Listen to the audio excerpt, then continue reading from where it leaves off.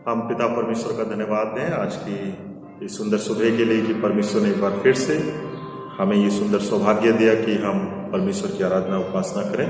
परमेश्वर ने अब तक हमें संभाला है, हमारी सहायता की है और हमारे जीवन में निरंतर उसने बड़े बड़े कार्य किए हैं, इसलिए हम परमेश्वर का धन्यवाद देते हैं। इससे पहले कि हम परमेश्वर के वचन को सुने, आइए अपने सिरों को झुकाएं और परमेश्वर से हम प्रार्थना मांगें। हम प्रार्थना करें। हमारे महान अनुग्रहकारी पिताजी, हम आपका धन्यवाद देते हैं, आपके नाम की स्तुति करते हैं क्योंकि आप हमारे स्वर्गीय पिता हैं। धन्यवाद देते हैं आपकी बड़ी दया के लिए, आपके अनुग्रह के लिए, आपके प्रेम के लिए जो हम सबके जीवन पर बना हुआ है। धन्यवाद देते हैं कि आपने हमें आज का दिन दिखाया और संभव होने दिया कि हम आज के दिन में प्रवेश कर कर आपकी आराधना करें। धन्यवाद देते हैं बीते पूरे हफ्ते भर के लिए आपने हमें सारे को संभाला है, हमारी सहायता की है, हमारे जीवन में सुरक्षा दी है, हमें अच्छा स्वास्थ्य दिया है। दुनिया के तमाम खतरे, मुसीबत, बीमारी, परेशानियों से, संकटों से आपने हमें बचाए रखा, उसके लिए आपका धन्यवाद देते हैं। आज की सुबह जब हम आपकी हजूरी में बैठे हुए हैं, आपकी आराधना करते हैं, आपके वचन को सुनते हैं, पवित्र आत्मा की अगुवाई दीजिएगा ताकि हम आपके वचन को सुन सकें, समझ सकें और पवित्र आत्मा की अगुवाई के अनुसार अपने जीवन को आगे बढ़ाने वाले हो सके। इस प्रार्थना को आपके बेटे यीशु मसीह के नाम से मांगते हैं, आमीन। आज की सुबह हम परमेश्वर के वचन में से पढ़ना चाहेंगे जो लिया जाता है रोमियो की पत्री, उसका 13 अध्याय 11 से लेकर 14 पद तक। रोमियो की पत्री 13 अध्याय 11 से 14 पद। यहां पर इस प्रकार से लिखा हुआ है, समय को पहचान कर ऐसा ही किया करो, इसलिए कि अब तुम्हारे लिए नींद से जाग उठने की घड़ी आ पहुंची है। क्योंकि जिस समय हमने विश्वास किया था उस समय के विचार से अब हमारा उद्धार निकट है।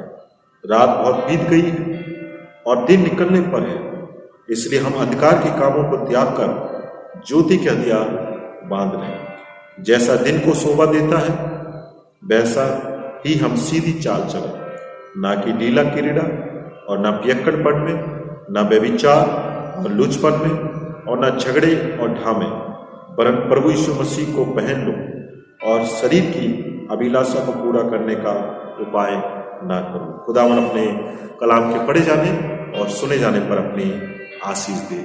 आज की सुबह जो खुदावन ने जो वचन दिया है, जो टॉपिक है समय को पहचानना, बहुत जरूरी है। जब हम ऐसे समय में चल रहे हैं कि जब दुनिया में एक बड़ी महामारी फैली हुई है, बहुत सी तकलीफ है, बहुत से चैलेंज हैं, बहुत सी चुनौतियां हैं, ऐसे समय में हमें बाइबल के अनुसार समय को हमें पहचानना, नोइंग द टाइम।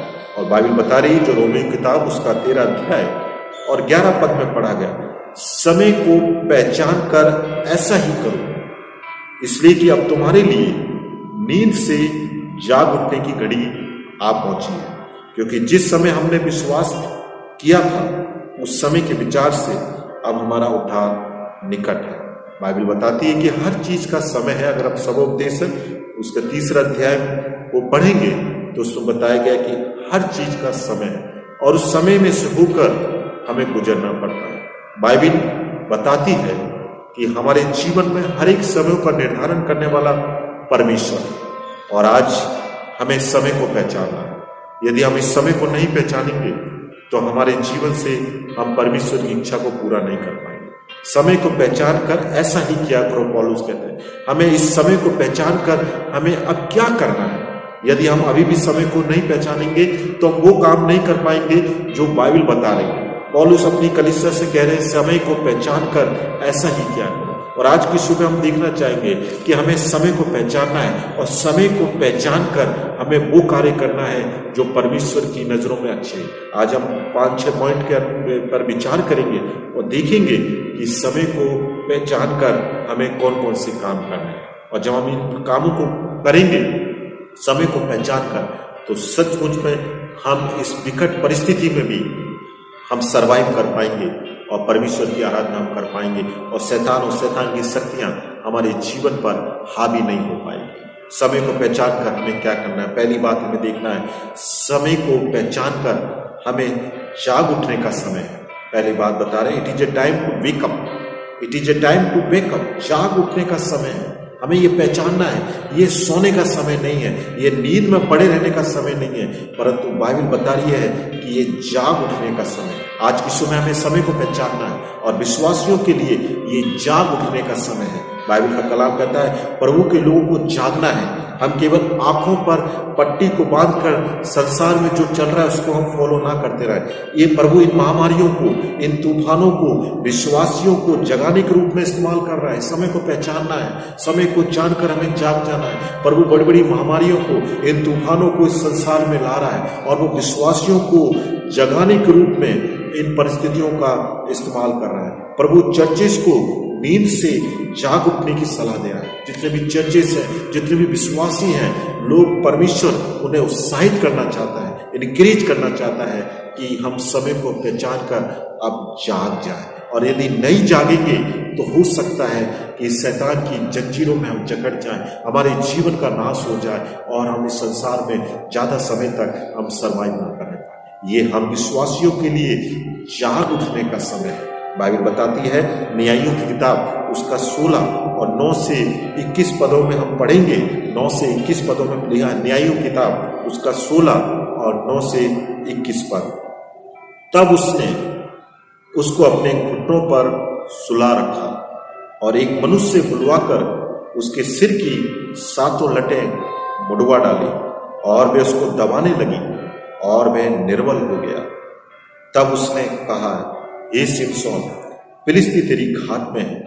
तब वह चौंक कर सोचने लगा, मैं पहले के समान बाहर जाकर छटकूंगा।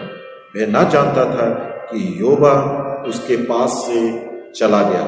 तब फिलिस्तियों ने उसको पकड़कर उसकी आंखें खोद डाली और उसे गाजा को ले जाके पीतल की बेड़ियों में जकड़ दिया और वे बंदी गृह में चक्की पीसने लगा। यहाँ पे सिमसोन के बारे में बताया गया है कि सिमसोन समय को पहचान कर जागरूक नहीं रहा और वे दलीला के हाथों में पड़कर, यहाँ पे लिखा हुआ है उसके सिर के, यहाँ पे लिखा हुआ वे उसको अपने घुटनों पर सुला रखा और लिखा हुआ है और एक मनुष्य बुलवाकर उसके सिर की 7 लटें मुड़वा डाली और वे उसको दबाने लगी और वह निर्बल हो गया।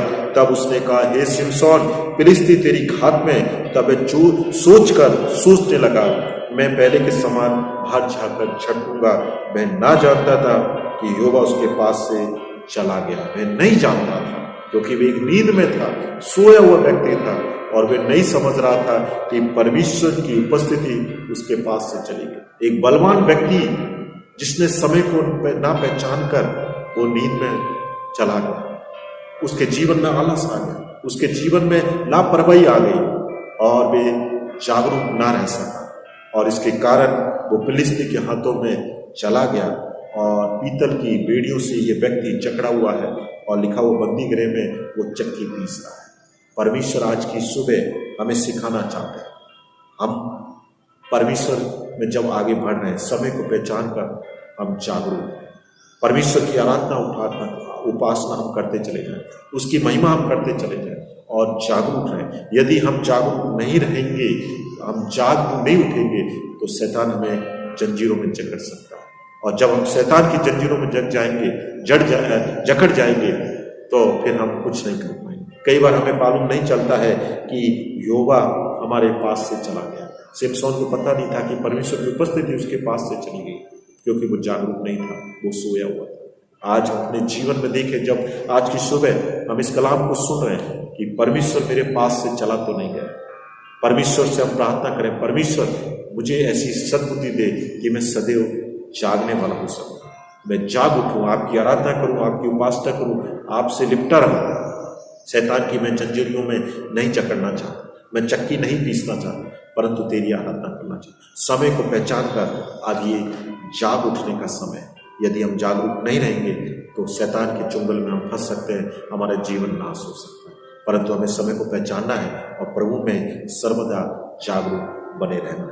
दूसरी बात जो परमेश्वर का कलाम बताना चाहता है कि समय को पहचान कर हमें क्या करना है। ये समय काम करने का समय। It is a time to work, it is a time to work. ये समय काम करने का है। प्रभु के लोगों को ये समझना है, ये समय चुपचाप बैठने का नहीं है। हो सकता है हम लॉकडाउन में बैठे हुए हैं, महामारी का हम सामना कर रहे हैं, परंतु प्रभु का काम किसी न किसी रूप से होता चला जाए। प्रभु का कलाम बताना चाह रहा है, ये समय जिसका हम सामना कर रहे हैं, ये प्रभु के लिए काम करने का समय है। ये चुप रहने का समय नहीं है, साथ रहने का समय नहीं है। बाइबल बता रही, यूहन्ना रचित सुसमाचार उसके 9 अध्याय और 4 पद में लिखा हुआ है। यूहन्ना रचित सुसमाचार उसके 9 अध्याय और 4 पद में लिखा, जिसने मुझे भेजा है हमें उसके काम दिन ही दिन में करना अवश्य है। वह रात आने वाली है जिसमें कोई काम नहीं कर सकता। बाइबल स्पष्ट रूप से बता रही है, जिसने मुझे भेजा है हमें उसके काम दिन ही दिन में करना अवश्य है। वह रात आने वाली है जिसमें कोई काम नहीं कर सकता। प्रभु ने हमें अवसर दिया, प्रभु ने हमें जीवन दिया। हो सकता है हम अलग अलग परिस्थितियों का सामना कर रहे हैं, एक महामारी का सामना कर रहे हैं, परंतु हम किसी न किसी रूप से परमेश्वर की हम सेवा कर रहे हैं। हमारे मन में यह ना आ जाए कि हमें खुदावन का काम नहीं करना है, क्योंकि वो रात आने वाली जिसमें कोई काम नहीं कर सकता है। प्रभु ने यदि हमें सौभाग्य दिया है तो उसकी सेवा हम निरंतर करें, अपने आप को हम शांत ना कर लें, अपने आप को हम दूर ना कर लें। प्रभु ने यदि हमें वरदान दिए है, प्रभु ने हमें शक्ति दी है, प्रभु ने हमें सामर्थ्य दी है, तो उसके काम हम करते चले जाएं। ये एक बड़ा सौभाग्य है हम लोगों के लिए कि हम प्रभु की सेवा करें, प्रभु की आराधना करें, प्रभु के मिशन को हम आगे बढ़ाएं, उसकी सेवा में हम शामिल। आज हमने अपने आप को दूर कर लिया है, हम चुपचाप हो गए। हम कई बार सोचते हैं कि हमें परमेश्वर के काम करने के लिए कोई जरूरत नहीं है, परंतु परमेश्वर आज की सुबह हमें सिखाना चाहता है कि ये समय काम करने का समय, किसी भी रूप से हम काम प्रभु की सेवा हम करते हैं, क्योंकि वो समय अभी है। क्योंकि एक ऐसा भी समय आएगा, बाइबल बता रही है, वो रात आने वाली है जिसमें कोई काम नहीं कर सकता। प्रभु ने हमें सौभाग्य दिया है, प्रभु ने हमें अवसर दिया है कि जो भी प्रभु ने हमें वरदान दिए हैं, जो भी सेवाएं दी हैं, उसको हम करते चले जाएं और प्रभु की आराधना और प्रभु की मंडली में हम एक सहभागी सदस्य के रूप में आगे बढ़ने वाले हो सके, उसके मिशन को हम आगे बढ़ाने वाले हो सके।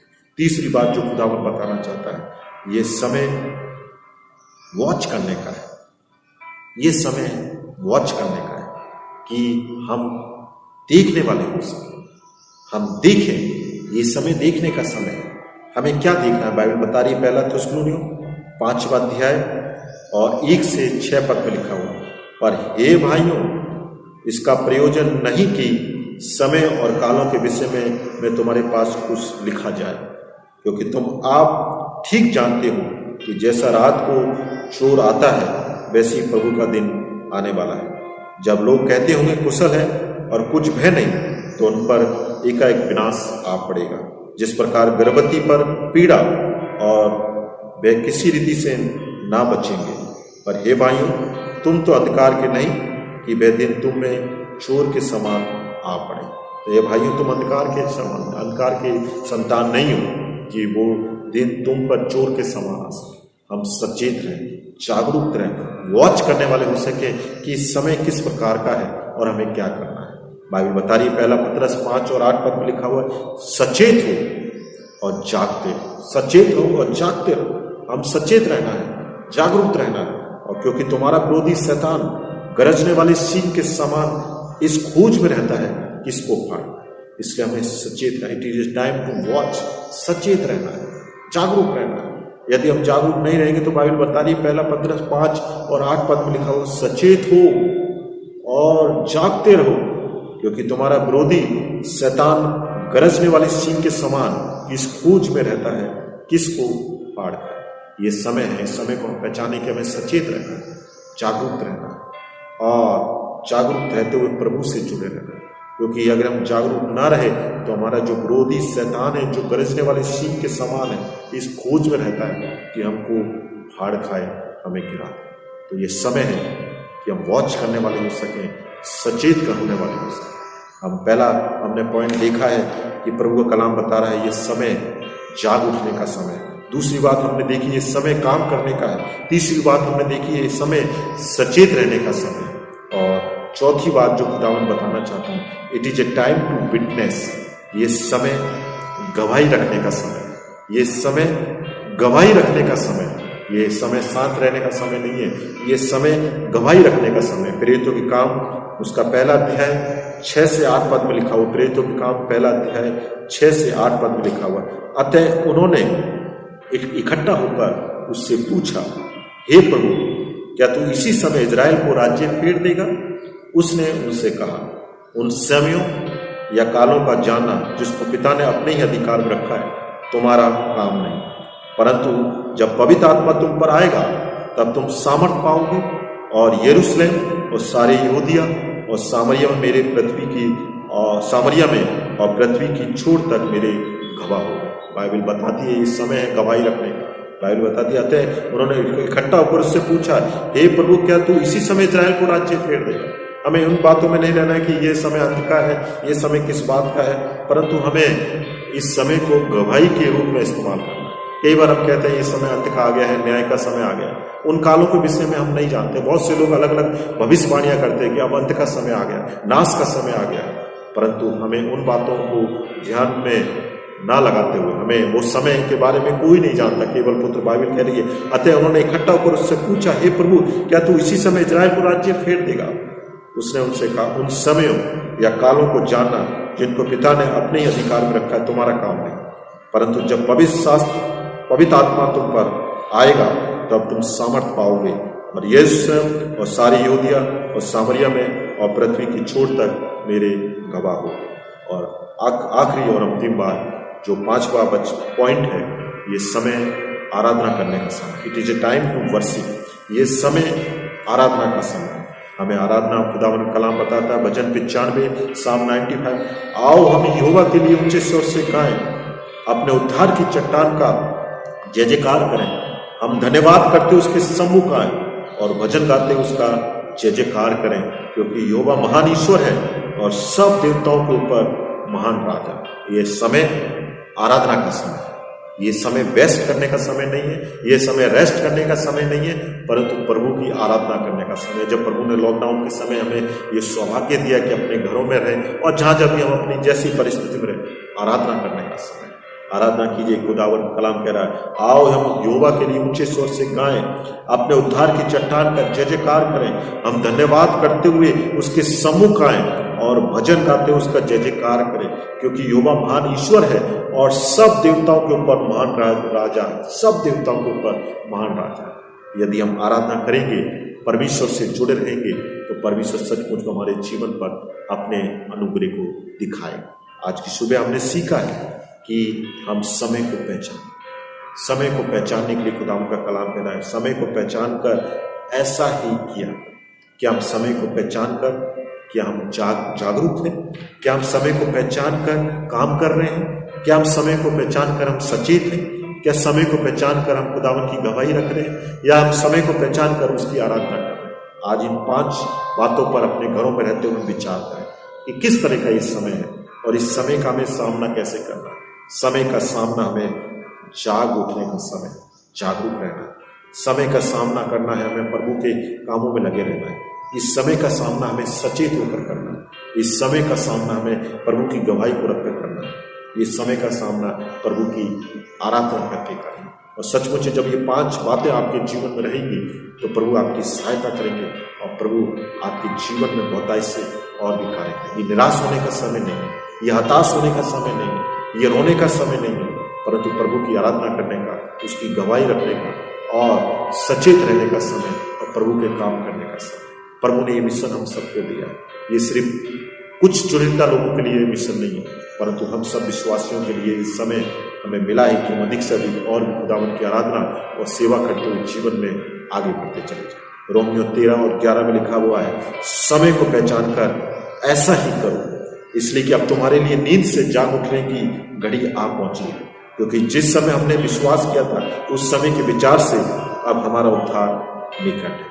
समय को पहचान कर हम जाग उठें, समय को पहचान कर हम कार्य करें, समय को पहचान कर हम सचेत रहें, समय को पहचान कर हम उसकी गवाही रखें, समय को पहचान कर हम उसकी आराधना करें। प्रभु हम सबकी सहायता करें और हम घरों में रहते हुए प्रभु की गवाही को रखें, प्रभु के मिशन को कैरी फॉरवर्ड करें। हम ये ना सोचें कि प्रभु का काम अब समाप्त हो जाएगा। हम प्रार्थना करें जल्द से जल्द प्रभु कोई ना कोई समाधान इस संसार में दे, ताकि ये महामारी जाने वाली हो सके और एक बार फिर से हम प्रभु की आराधना करें, प्रभु की गवाही को रखें, प्रभु के मिशन में हम सहभागी हो जाएं, प्रभु के कामों को करें और प्रभु की आराधना करने का अवसर। हम सब विश्वासी मिलकर अगर प्रार्थना करेंगे तो सचमुच में परिस्थितियां बदल जाएंगी और एक बार फिर से हम प्रभु की गवाही को हम रखने पाएंगे। प्रभु आप सबको इन वचन के द्वारा आशीष दे। इन 5 बातों पर आप विचार कीजिएगा और हमें समय को पहचान कर और भी खुदा के लिए कार्य करते चले जाना है, उसकी गवाही को रखना है, उसकी आराधना करनी है, सचेत रहना है। अगर सचेत ना रहे तो शैतान हमारे जीवन पर, परिवारों पर हावी हो जाएगा और हम सैमसन के समान हम नाश भी हो सकते हैं। इसकी खुदावन ने जब हमें अवसर दिया है समय को पहचानने का, तो उसको पहचाने और उसका पूरा लाभ उठाएं और प्रभु की उपस्थिति में आगे बढ़ते चले जाएं। आइए अपने सिरों को झुकाएं और खुदावन से हम प्रार्थना करें। हमारे महान अनुग्रहकारी पिताजी, हम आपका धन्यवाद देते हैं, आपके नाम की स्तुति करते हैं, क्योंकि आप हमारे महान परमेश्वर। धन्यवाद देते हैं आज की सुबह के लिए, सुंदर वचन के लिए जो आपने हमें दिया कि हम समय को पहचान कर कौन कौन से कार्य करें। आपने पिता परमेश्वर समय को पहचानने के लिए ये वचन हमें दिया है कि समय को पहचान कर हम जाग उठें, समय को पहचान कर हम आपकी गवाही को रखें, समय को पहचान कर हम आपकी आराधना करें, समय को पहचान कर पिता परमेश्वर हम आपके मिशन में शामिल हो जाएं, समय को पहचान कर हम सचेत रहने वाले हो सकें। हमें से हर एक को ऐसी तौफीक दे खुदावन, हम अपने आप को अपने जीवन को हम आपके कार्यों के लिए तैयार करने वाले हो सकें। हम इस महामारी में निराशा में ना जाएं, हम इस महामारी में हताशा में ना जाएं, हम इस विकट परिस्थिति में शैतान के चंगुल में ना फंस जाएं, परंतु समय को पहचान कर हम आपकी गवाही को रखने वाले हो सकें, आपकी आराधना करने वाले हो सकें और आपके कामों के लिए अपने जीवन को हम समर्पण करने वाले हो सकें। सहायता मदद करें खुदावन, हमें से हर एक को ऐसी तौफीक दे इस समय को पहचान कर हम और भी आपके नजदीक ना आ जाए, क्योंकि हम जानते हैं शैतान पिता परमेश्वर गरजने वाले सिंह के समान मुंह को फाड़े खड़ा हुआ है ताकि हम में से हर एक को नाश कर दे, परंतु हम में से हर एक को ऐसी तौफीक दीजिएगा, सामर्थ दीजिएगा कि उस शैतान के सभी चुंगल से हम बचे रहें और इस परिस्थिति में भी हम जहां जैसे भी हैं आपकी आराधना करते जाएं, आपकी सेवा में शामिल होते जाएं, आपकी गवाही को रखें और आपके मिशन में हम शामिल होने वाले हो सकें। पूरी कलीसिया को अब तक आपने संभाला है, अपनी आशीषें दी हैं, हर एक परिवार सुरक्षित है, उसके लिए आपका धन्यवाद हो। पूरी मंडली के ऊपर आपका अनुग्रह, आपकी दया बनी रहे और भी मंडली इस समय को पहचान कर आपकी आराधना करती रहे, मंडली पूरी आपकी महिमा करती रहे, आपकी गवाही को रखे और समय को पहचान कर और भी आपकी नजदीकी में आने वाले हो सके। हम सबकी सहायता मदद करें, पूरे हफ्ते भर हमारे परिवारों पर, हमारे विश्वासियों पर आपकी आशीष, आपकी दया बनी रहे और हम बहुतायत से एकजुट होकर और भी आपके मिशन में हम आगे बढ़ने वाले हो सके। अब तक आपने संभाला है, आगे भी संभालिए। इस प्रार्थना को आपके बेटे यीशु मसीह के नाम से मांगते हैं, जिसने कहा जब जब प्रार्थना करो तो इस रीति से किया करो।